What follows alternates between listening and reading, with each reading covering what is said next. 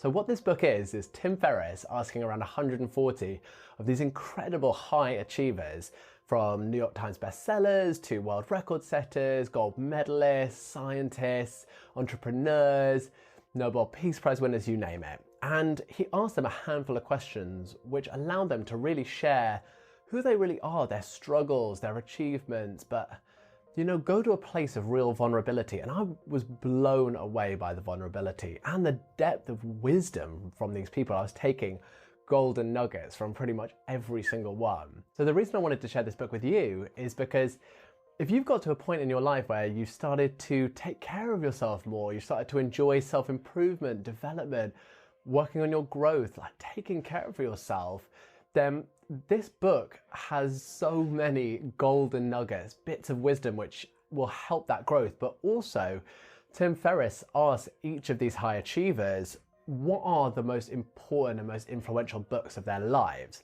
Now, what I've definitely found is that when you find something like a really good podcast or a good book like this that shares loads of other resources, it can be so useful, because if you're listening to this audiobook or you're reading the book, a bunch of the books that these people talk about are going to really resonate with you. So you can write them down, and then you've got a catalogue of really powerful resources to go back to and work through, basically. And I've definitely found the speed of my growth and development pretty much directly correlates with the quality of resources that I have in my life, and also who I'm spending my time with. So with this book, you're kind of inadvertently spending time with these incredible high achievers and then having access to all of the best books that have got them there. So I want to share just a few of my favorite takeaways from this book, which wasn't easy because I literally wrote pages of notes of the stuff that inspired me. So with this channel, I was pretty much working 9 in the morning till 10 at night, 7 days a week,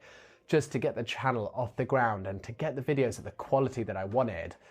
But those high expectations were just crushing me. I mean, it comes out of perfectionism, which is born of shame, which I did a video on, which I can link in the description below. But man, like those expectations that I set on myself were just so much and were ruining all of the joy that I had from doing this process. But Tim Ferris, he asked this question in this book, which had such a huge impact on me, which he asks, what would this look like if it was easy? I mean, this hit me like a ton of bricks, because I pretty much work until I drop. And that's a pattern that I fall into. But I think a lot of us think that if we're not struggling, then we're not trying our best. But this taught me to learn to take some of that pressure off, take some of the elements away, because I was pretty much fixating on every element, trying to push it as far as it can possibly go. But now I can enjoy the process a lot easier and have less of a perfectionist side to it. But I hope that enjoyment comes across in these new videos.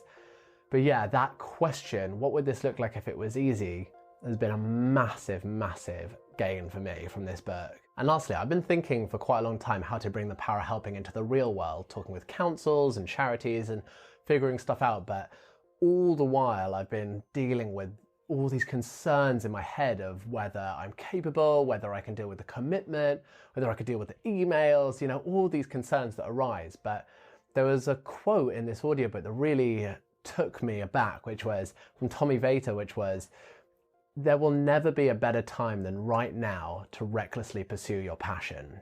And this was really important for me because it showed me that, actually I was just procrastinating on it because I kept thinking, maybe this isn't the right time now, maybe I should do it after my counseling training, all of these things. But really, when is there going to be a good time to do something big? So it showed me that, I'd rather regret trying and failing than not trying at all, because at least with trying and failing, there's a chance of succeeding. So if you're sitting on a passion of yours that you've wanted to commit to for a while, and commit to it, give it a try, because you can always start, fail, and then try again. So if you agree with me about the importance of having great resources, then I've also done another self-improvement books recommendation video, which you can check out here.